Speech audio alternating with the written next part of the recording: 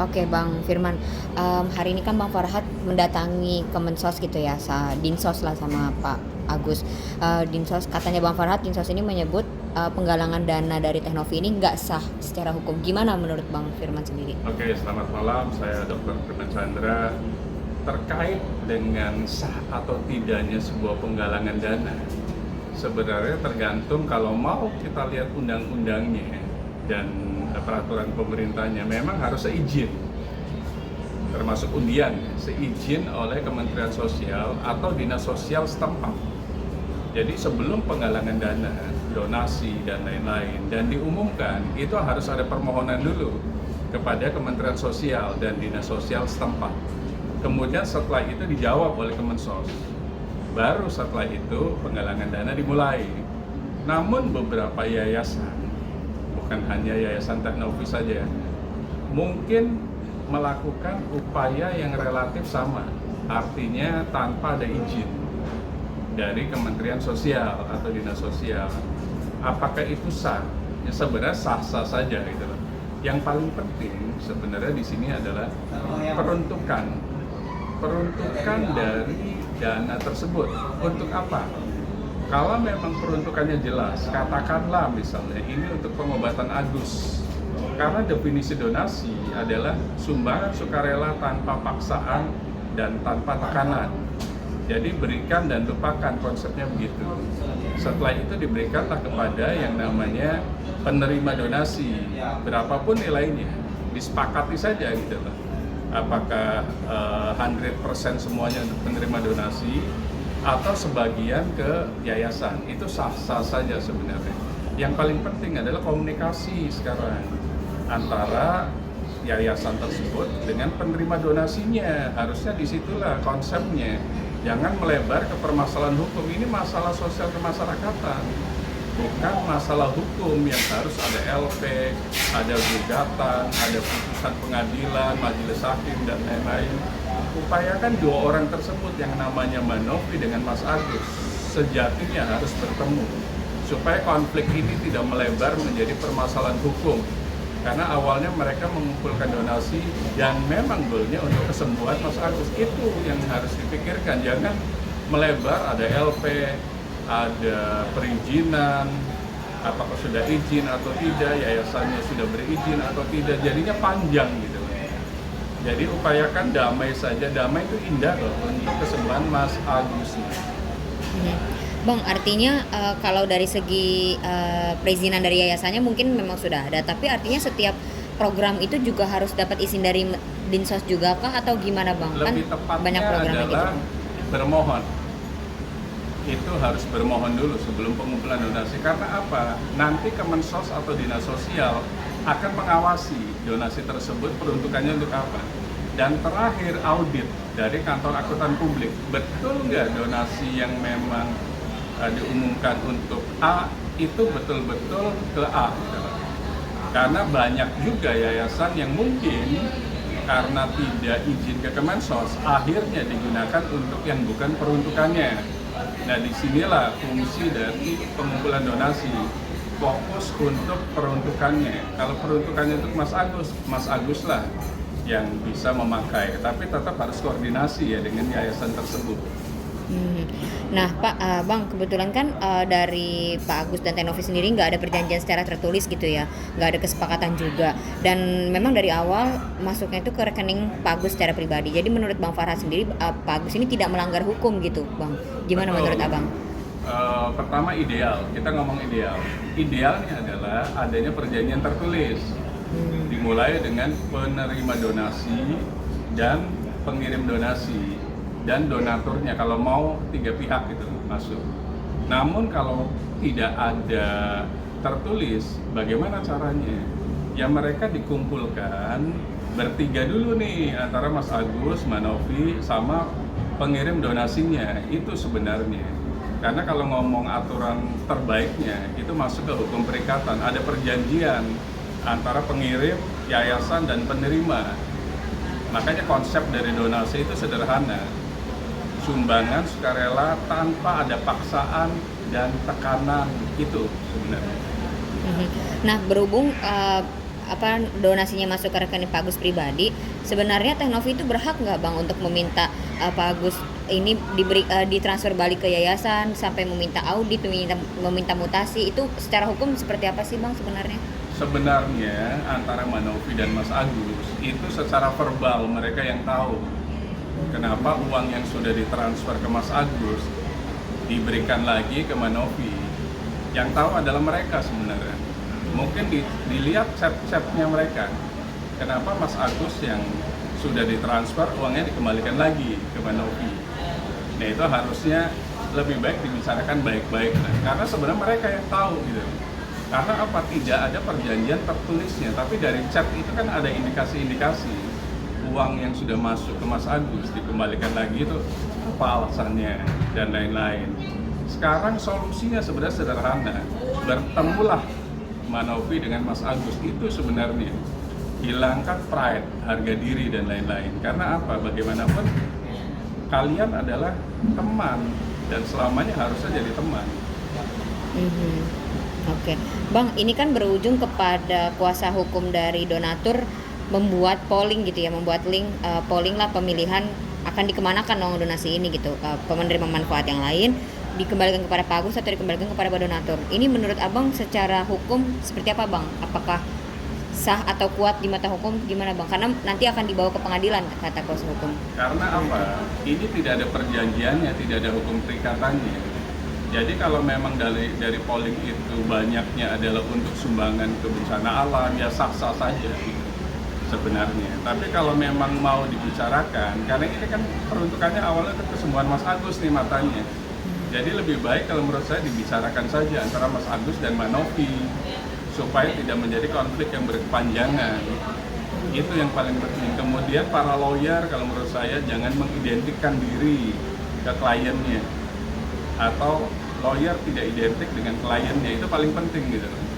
Kita membela kasus apapun, kasus pembunuhan kan kita bukan pembunuh juga. Jadi jangan mengidentikan diri lawyer tersebut. Karena kita harus kembali ke hitohnya di Undang-Undang Nomor 18 Tahun 2003 tentang advokat dan kode etik advokat. Itu yang paling penting. Itu artinya mengidentikan diri itu maksudnya apa ya? Mirip dengan kasus dari klien sendiri atau gimana Bang? Mungkin boleh di Artinya kalau lawyer tidak mengidentikan diri, dia akan do the best. Do the best dalam pembelaannya gitu.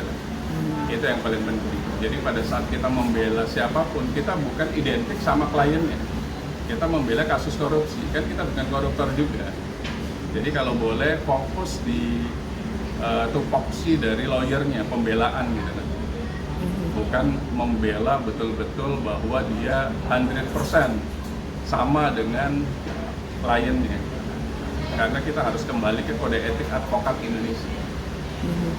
Nah Bang, dari polling ini menurut Bang Farhad, kuasa hukum dari donatur bilang ini tuh tindakan kriminal Bang. Mungkin dari sisi hukum apakah ada sisi kriminalnya Bang untuk membuat link polling tersebut, gimana Bang? Kriminal atau tidak, ini kalau menurut saya masih sosial kemasyarakatan sih, belum masuk permasalahan hukum. Ini kan hanya ide dari yang terbaik, kira-kira sumbangan ini baiknya kemana. Kalau memang baiknya ke Mas Agus, berarti kan ke Mas Agus.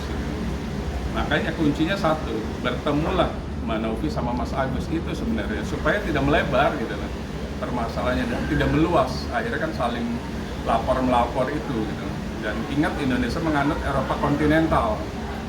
Proses hukum kita tuh panjang sampai PK. Dan bisa kasus sampai 6 tahun. Apakah mau permasalahan ini fokus di situ? Hidup kita hanya mengurus satu kasus saja, kan tidak. Lawyer tergantung dari surat kuasanya. Surat kuasanya sampai kepolisian, pengadilan mungkin beda lagi gitu. Makanya tadi saya bilang tadi, jangan identikkan diri dengan kliennya. Karena kita haruslah netral lawyer tersebut. Oke. Nah tapi Bang, artinya disebut Bang Farhad kriminal, ini sisi kriminalnya ini belum ditemukannya Bang. Maksudnya ini lebih ke isu sosial masyarakat ya Bang. Maksudnya belum bisa, secara hukum belum bisa memenuhi nilai kriminal itu sendiri, gimana Bang? Betul. Artinya kalau kriminal itu kan berarti ada kejahatan, ada unsur pidananya. Tinggal dilihat lagi unsur pidananya apa di situ. Kalau menurut kami sih belum masuk unsur deliknya gitu. Baik secara subjektif ataupun objektifnya. Apakah tindak pidana penipuan? Kayaknya belum juga. Tindak pidana korupsi? Belum juga. Tindak pidana pencucian uang? Mungkin belum juga. Jadi lebih baik mereka bertemu lah. Jadi jangan dibawa terlalu jauh gitu, kasus ini menjadi kasus yang pidana ataupun perdata. Lebih baik bertemu saja, itu yang paling penting. Nah, kalau menurut Bang Farhat, apa sisi atau deliknya itu masuknya di uang ini tuh hak milik Agus gitu loh Bang. Jadi menurut Bang Farhat, uang Agus kok malah dibuat polling gitu, mungkin kriminalnya jadi di sisi itu. Tapi itu masuk nggak menurut Abang sendiri Balik deliknya? lagi, sepanjang alat buktinya ada, kalau memang mau di LP kan, silakan, nanti polisi itu akan melihat apakah ada bukti permulaan sudah terjadinya tindak pidana. Kalau tidak ada, berarti LP-nya kan akan di-reject. Tapi kalau menurut polisi ada, dengan 2 alat bukti, mungkin bisa masuk gitu. Jadi biarkan saja, kumpulkan alat bukti, kalau memang ada, sah-sah saja bikin LP. Artinya kriminal atau tidak kriminal, yang menentukan adalah kepolisian dan penyidik. Oke. Nah Bang, ini kan seperti kita tahu udah merembet kemana-mana ya Bang permasalahannya. Kemarin Bang Densus sendiri melaporkan Bang Farhat atas dugaan pemerasan gitu. Menurut Abang gimana melihat Nah, akhirnya kan ini? panjang nih, ada laporan melapor ini kan. Iya, saling lapor akhirnya Iya. Bang. Gimana menurut Abang? Balik lagi, laporan polisi itu akan ditindaklanjuti menjadi nomor LP manakala ada 2 alat bukti dan itu terbukti gitu loh di awal. Kemudian ada saksi nggak, ada ahli nggak, dan lain-lain. Kalau memang terbukti, nanti baru muncul atau terbit nomor LP. Kalau tidak terbukti kan tidak muncul nomor LP-nya. Gitu. Nah kalau dari versi Bang Densus sendiri, ini kan pengancaman pengancaman ini kan timbul dari sejak peristiwa yang di rumah itu ya Bang. Nah kalau memang terbukti, artinya Bang Farhat bisa dijebloskan ke penjara kah Bang? Maksudnya memungkinkankah untuk isu ini gitu yang Sebenarnya sekarang polisi sudah jeli, tidak mudah untuk mentersangkakan seseorang. Makanya diawali dengan LP dulu kalau pidana itu. Pidana umum itu harus laporan polisi dulu. Apakah bisa menjadi LP? Kemudian setelah itu ada alat bukti nggak? Gitu. Kemudian ada saksi nggak? Ada ahli nggak? Bisa menjebloskan pada saat menjadi tersangka bila ancaman hukumannya di atas 5 tahun. Kalau misalnya penipuan, penggelapan, dan lain-lain itu kan 4 tahun. Kalau 4 tahun kan nggak bisa, kalaupun jadi tersangka. Nanti majelis hakim lah yang menentukan dihukum berapa tahun. Itu kan ada upaya hukum berikutnya, banding, kasasi, PK gitu. Jadi sekarang tidak mudah untuk mentersangkakan seseorang dan tidak mudah untuk menjebloskan seseorang ke dalam penjara. Karena ada KUHP kita yang mengatur itu semuanya. Apalagi ada KUHP baru nih, nanti akan muncul di tahun 2027 atau 2008 yang akan menggantikan KUHP yang lama kita. KUHP lama kita akan berganti. Nah itu sekarang tidak mudah untuk memenjarakan seseorang meskipun menjadi tersangka. Oke, Bang, mungkin ada saran atau pesan hukum untuk Bang Farhat dulu. Pertama, kalau Pesan menurut hukum. saya damai itu indah, itu yang paling penting. Kemudian advokat atau lawyer itu banyak kasus, banyak klien. Kenapa nggak kita membagi pikiran kita dengan klien-klien lainnya? Jangan terlalu fokus di satu klien saja.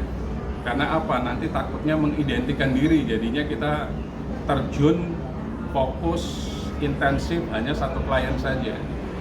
Dan yang terpenting, tugas dari advokat adalah mendamaikan. Itu yang paling penting, bukan membuat kasus ini menjadi panjang dan menjadi LP. Kalau bisa, lakukan non-litigasi sehingga tidak menjadi peristiwa hukum yang merugikan banyak pihak. Karena ingat, Indonesia menganut Eropa Continental Justice System dan proses hukum kita supaya inkrah itu sampai ke PK, peninjauan kembali. Jadi butuh waktu yang panjang. Kenapa nggak fokus di kasus lain saja? Oh iya Bang, muncul petisi nih Bang, ada yang membuat petisi cabut gelar advokat Bang Farhat. Tapi ini belum tahu ya siapa yang membuat. Abang mungkin bisa apakah setuju dengan petisi itu atau Gimana Petisi analisis itu abang? bukan Cuman suara masyarakat aja sih bukan bang. peristiwa hukum sebenarnya. Iya. Ini kan hanya sosial kemasyarakatan. Iya. Karena untuk mencabut advokat atau mungkin profesi advokat kan ada aturannya. Dan itu pun bisa sementara, bisa selamanya. Sementara misalnya menjadi anggota DPR, itu nggak boleh menjalankan profesi advokat lagi. Kemudian misalnya S1-nya palsu sarjana hukumnya, berarti kan harus ada LP. Jadi tidak bisa serta-merta petisi itu akan mengambil atau menghilangkan profesi advokat tersebut. Apalagi kita kan bernaung di organisasi, misalnya Pradi, organisasi pertama advokat di Indonesia. Jadi tidak serta-merta, mereka pun harus ada rapat di Dewan Kehormatan untuk menentukan advokat anggotanya itu diberhentikan sementara atau diberhentikan selamanya. Jadi petisi bukan sebuah upaya untuk mempush seorang advokat untuk bisa dicabut profesinya. Oke. Artinya tidak kuat ya secara hukum. Secara hukum tidak kuat kalau petisi. Bang, mungkin ada pesan atau saran hukum untuk Bang Densu? Damai saja, artinya apapun permasalahan hukum itu indah kalau berdamai, supaya tidak panjang gitu. Karena kalian adalah berteman sejatinya gitu. Upayakan dalam setiap peristiwa hukum jangan masuk ke upaya hukum. Lebih baik upaya mediasi, silaturahmi, dan restoratif justice itu lebih indah. Oke, kalau pesan dan saran hukum untuk Tenovi, Bang? Sebenarnya sama, Tenovi, Mas Agus, kalian Iya. bertemu saja lah. Kalian lakukan upaya yang terbaik. Ingat perdamaian itu indah, dan kalian sebenarnya diawali dengan pertemanan. Adanya donasi ini kan karena bertemunya Tenovi sama Mas Agus. Lupakan harga diri yang sudah terkoyak. Lebih baik jalani bahwa damai itu indah. Oke, cukup.